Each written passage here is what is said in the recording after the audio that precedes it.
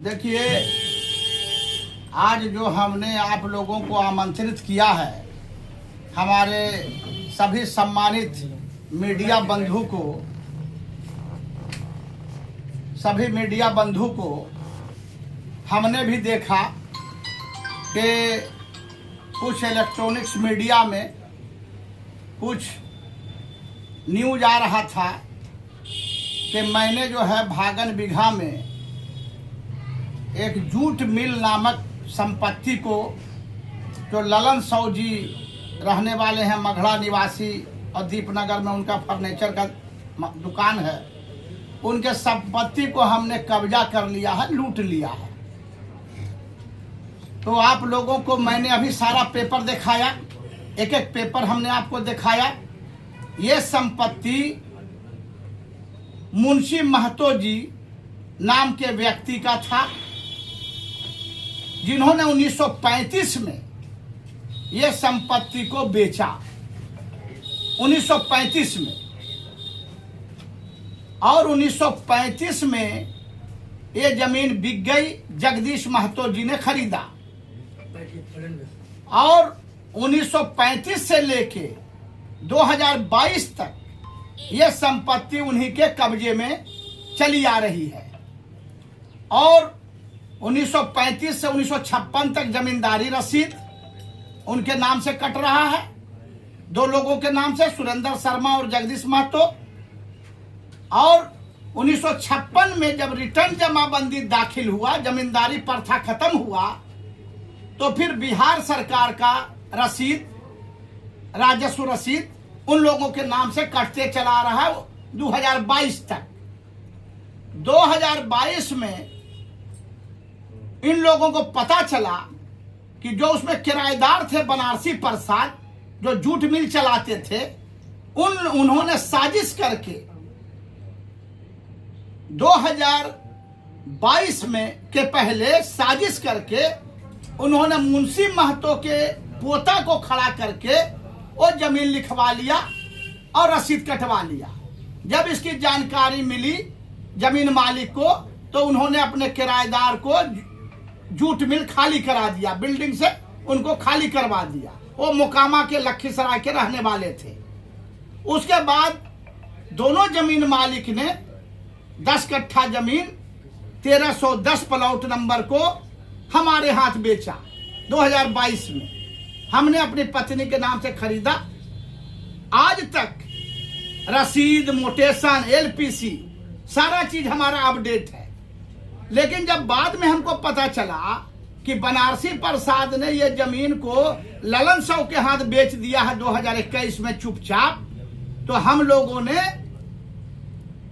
ललन साव के रजिस्ट्री को तोड़वाने के लिए और बनारसी प्रसाद के जाली रजिस्ट्री को तोड़वाने के लिए हम लोगों ने सिविल कोर्ट में टाइटल सूट किया, जो टाइटल सूट नंबर 444 अभी चल रहा है। फिर उनके रसीद को रद्द कराने के लिए हम लोग एडीएम साहब के यहाँ गए, जमाबंदी रद्दीकरण कराने के लिए। तो एडीएम साहब ने ऑर्डर पास किया और डीसीएलआर साहब ने भी ऑर्डर पास किया कि चूंकि ये मामला सिविल कोर्ट में लंबित है, टाइटल सूट चल रहा है, तो हम इसमें कुछ नहीं कर सकते हैं, जो फैसला होगा सिविल कोर्ट से होगा। इसके बाद ललन साव ने हमारे जमीन पर 144 लगाने के लिए एसडीओ साहब के यहाँ मूव किया, तो हम हाई कोर्ट चले गए। हाई कोर्ट ने ऑर्डर किया कि चूंकि मामला टाइटल चल रहा है, तो 44-45 नहीं चल सकता है। उस पर ऑनरेबल हाई कोर्ट ने रोक लगा दिया। इस बीच माननीय मुख्यमंत्री जी आए थे डेंटल कॉलेज उद्घाटन करने। उसमें ललन साव ने जाकर के शिकायत किया माननीय मुख्यमंत्री जी से कि पप्पू खां हमारे संपत्ति को कब्जा किए हुए हैं। माननीय मुख्यमंत्री ने बिहार के कमिश्नर रवि बाबू को जांच दिया, रवि बाबू ने डीएम साहब को जांच दिया।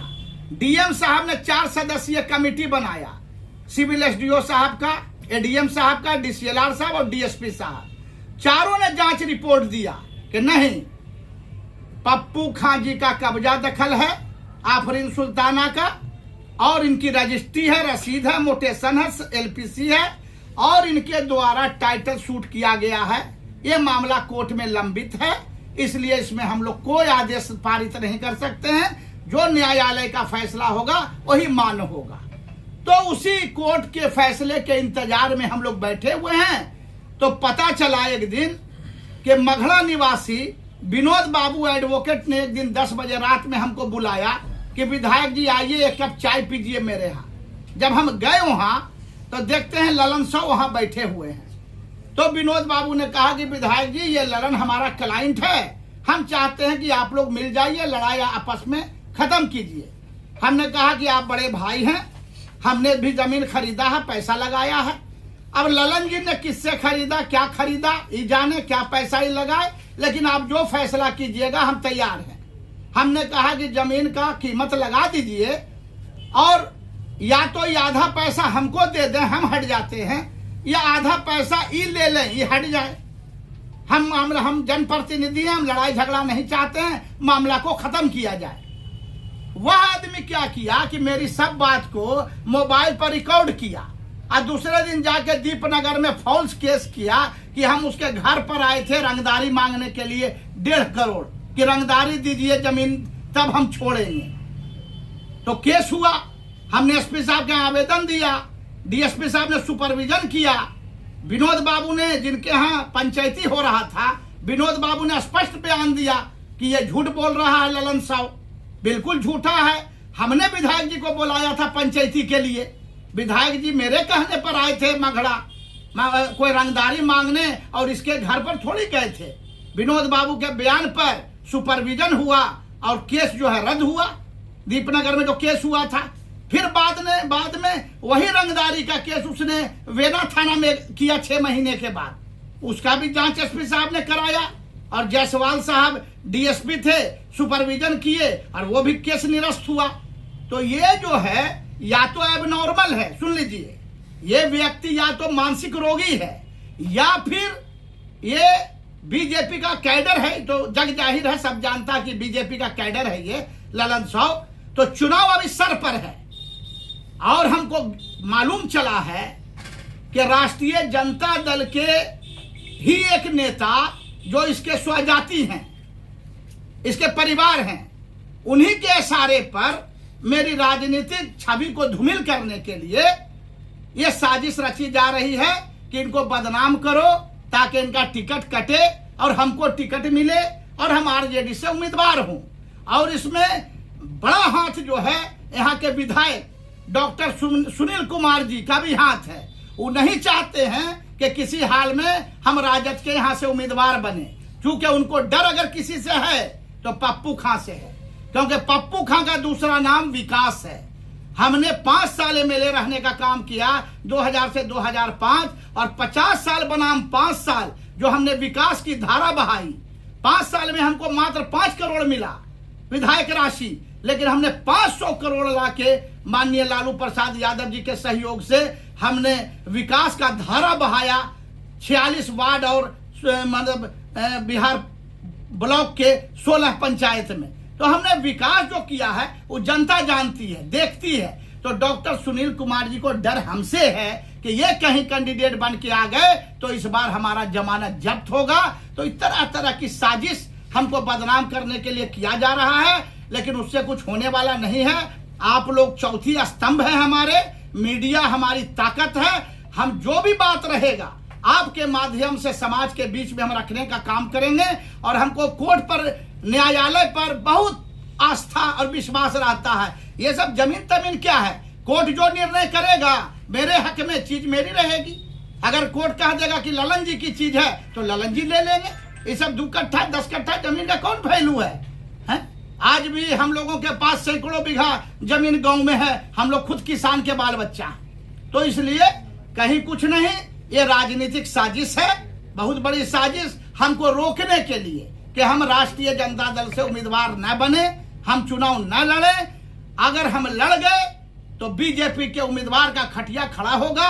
यहाँ की जनता उब चुकी है, बिहार शरीफ की जनता उब चुकी है। एक गांव में कोई विकास नहीं, 5 साल से एक गांव का हम दौरा कर रहे हैं, एक गांव में विकास नहीं, कोई काम नहीं। चुनाव आता है, हिंदू मुस्लिम, मंदिर मस्जिद, पाकिस्तान हिंदुस्तान यही कह के डॉक्टर सुनील कुमार जी वोट लेते हैं, लेकिन अब चलने वाला नहीं है। चुनाव आएगा तो हिंदू हिंदू भाई भाई, आज चुनाव खत्म हो गया तो आप दलित हो गए, महादलित हो गए, शूद्र हो गए, छुआछूत की बीमारी हो गई। आज चुनाव आता है तब बीजेपी का पहला नारा हिंदू हिंदू भाई भाई, ये अब चलने वाला नहीं है। दुनिया जाग चुकी है कि गरीबों का कोई मसीहा है तो लालू प्रसाद यादव है, और कोई पार्टी है उनकी तो राष्ट्रीय जनता दल है। उन्हीं के प्रति आस्था व्यक्त करते हुए इस बार लहर है। अब की बार तेजस्वी सरकार, आप देखिए तेजस्वी बाबू घूम रहे हैं, यात्रा कर रहे हैं, जन सैलाब है। अभी हम गए थे इस्लामपुर, हिलसा, फतुहा, मतलब देह से देह रगड़ा रहा है। दीवानी हो रही है पब्लिक बदलाव के लिए, बिहार सरकार बदलने के लिए। इस बार अब कुछ साजिश चलने वाला नहीं है। इसलिए आप लोग से भी हमको आशा और विश्वास है कि जो सच्चा न्यूज है वो आप लोग फ्लैश कीजिए, ताकि इस बार सरकार का बदलाव हो और गरीबों की सरकार बिहार में आने का काम करे।